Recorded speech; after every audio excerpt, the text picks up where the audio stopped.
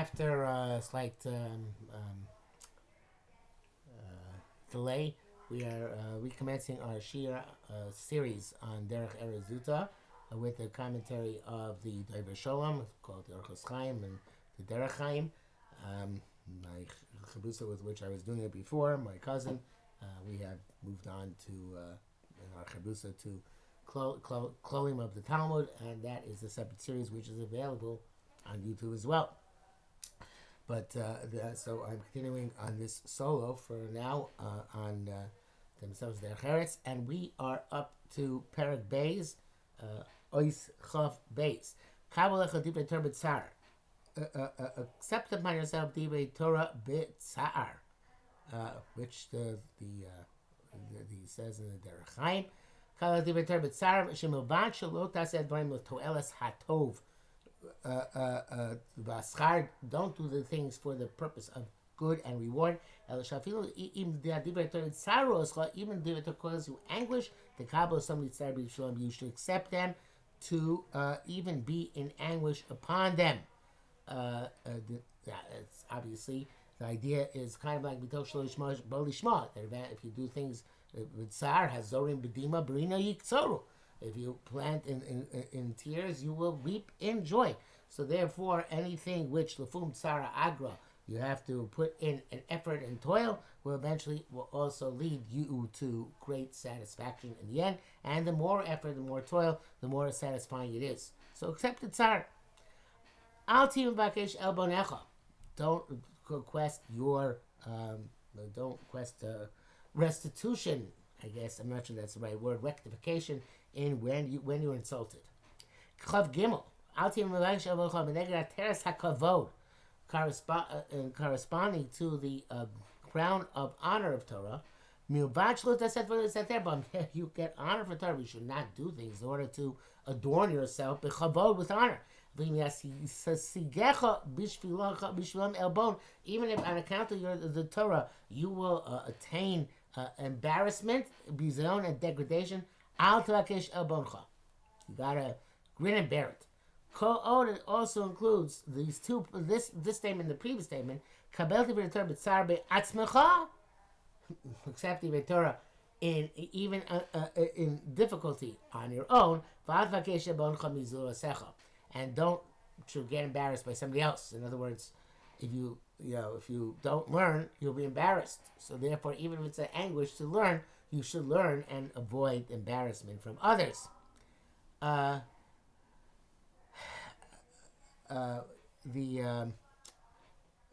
says here the pasuk in Mishlei in the Orchos Chaim Tez Bav, buzz the davar yechbal lo. Somebody degrades something, it damages him. Somebody who's in awe of a mitzvah will be repaid. So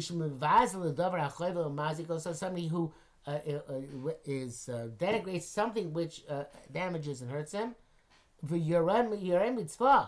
he's in awe of the mitzvah, that for the mitzvah he is willing to tolerate a shame and degradation. Also a mitzvah, and nevertheless he does the mitzvah. Who yishulam, such a person is repaid. And that each kazeh this person reaches a high level of perfection. It's kind of similar to that. The person mutav shia hedio bein shoytim bein bris kol yomav v'ayirasha afilu sho'as minei makom.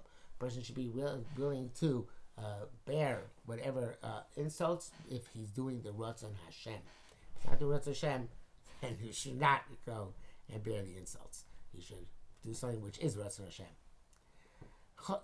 Now up to Chav Dal. Cheshbon Yafeh uperek tov. This is interesting language. A good accounting, a good reckoning, and a good chapter. What does that mean? When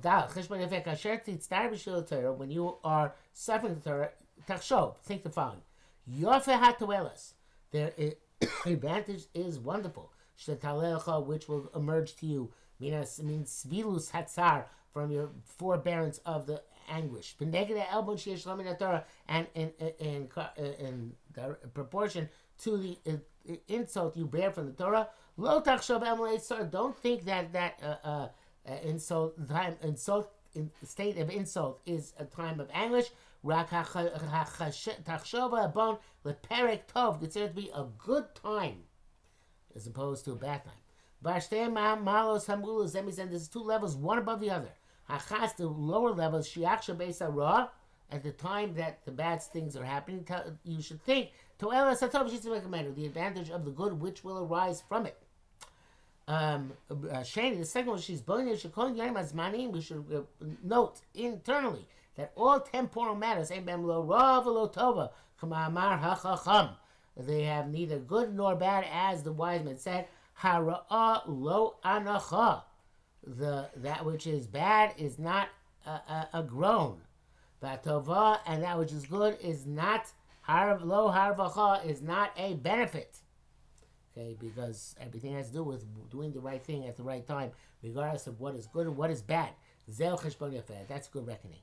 Hayato eles hatov miral kodemis. You see what the benefit of good and good is from any preceding bad. Uperek tov hainu asogas inyan tov bara atzmo. Perek tov is perceiving the good in the bad itself, like Nachum Gamzu. The kol od cheshbon yafeh, that which says cheshbon yafeh includes lachshov lasos hadavar yafeh k'fi hashleimus, to do the thing is beautifully as it is would be done in perfection. Kam sheh perek tov, also that it should be a good time. Had his man ra'ui at the right time. Like it says, v'eis umishpat yeda lev chacham. The time and statute will be known by the heart of the chacham. Ace, hainu perek tov. The time, that's ace is the good time. Mishpat, and the appropriate conduct, I guess, the appropriate thing to do. Hainu cheshbon yafeh, that is a good reckoning. It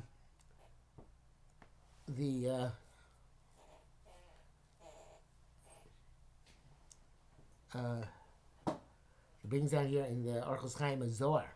The Zohar Rabbi Yossi Mersosa Sis B'Hashem Tagel Nafshi Be'Elokai. Right, I will rejoice in God, and my soul will be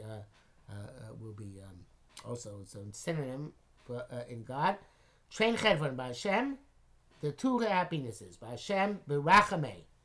That's his Sosa Sis B'Hashem. That's in times of mercy. Tagel Nafshi Be'Elokai. Achedva Bedina, that's the rejoicing in times of judgment. Elokim.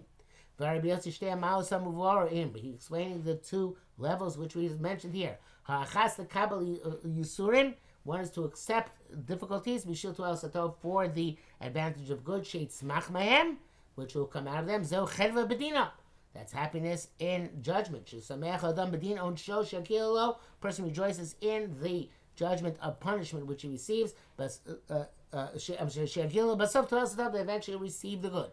Hashenis, and then you should think al etzem arashi tava.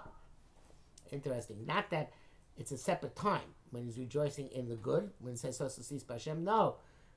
At the same time, Togel Nafshi Be'Elokai, because of the eventual good, I'll get into this, it should lead me to Sosasis B'Hashem now in this thing, like Nachum Gamzu. Yosis Be'es Hara'ah, you should rejoice at the time the bad thing is happening. B'Hashem B'Rachamei Shumetiv Lo B'Rachamav, in Hashem's rachamim, kindness to us, in no matter what the situation is which we are approaching or involved with. Next, Haftachascha tieh amiti. Your promise should be true. Okay, it seems like pretty obvious. But the Derech says interesting insight. It says, not that your promise should be true. What do you mean true? It's just saying, fulfill your promise. But the truth is, can't tell a person, fulfill your promises. There are events which preclude this. If he dies, or the circumstances beyond his control. When you make the promise, it should be true. If it's possible for you to fulfill the promise, you should not lie in the promise. Rather, you should make the effort that it should be true to fulfillment. To the extent that you possibly can. Because I would have said slightly different. I would have said your promises should be based on truth, grounded in truth, and not grounded in your need of the moment to get out of a difficult situation. But okay, what he's saying is that when it's not promise, you should have as much be as true as you possibly might be to eventually fulfill it. When it also includes when you make some promise. Oh, this is what I just said. Okay, never mind. When you make a promise, it should be with a true will to fulfill your promise. If there's some impediment which occurs to you and you're not able to do it, that impediment should not be from your side. It should be from the unforeseen circumstances. It's interesting. Derech Achos Chaim here says to him, and we say,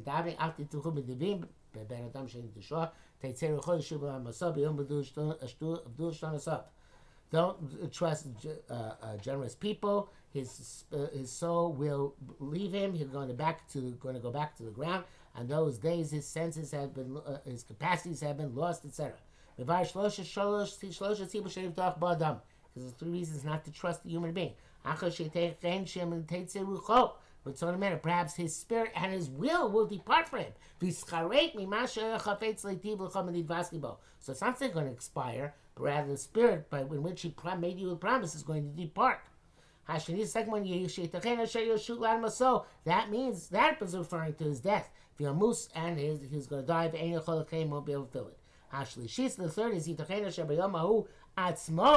could be done that day itself.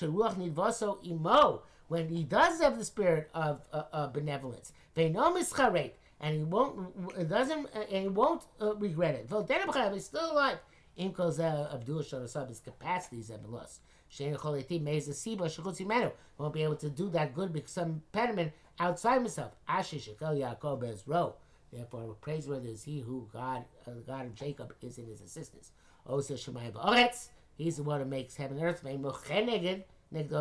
So no. There's no impediment against him because he's also Shemayim V'Aretz. Hashemer Esti Olam, and he preserves truth forever. He never gives up on his never negs on his promise. The next part of Pasuk, that he's around for eternity to fulfill the beautiful interpretation of that Kriyat Tehillim, which I never saw before. I wonder if it's in the Dover Shalom on the Siddur.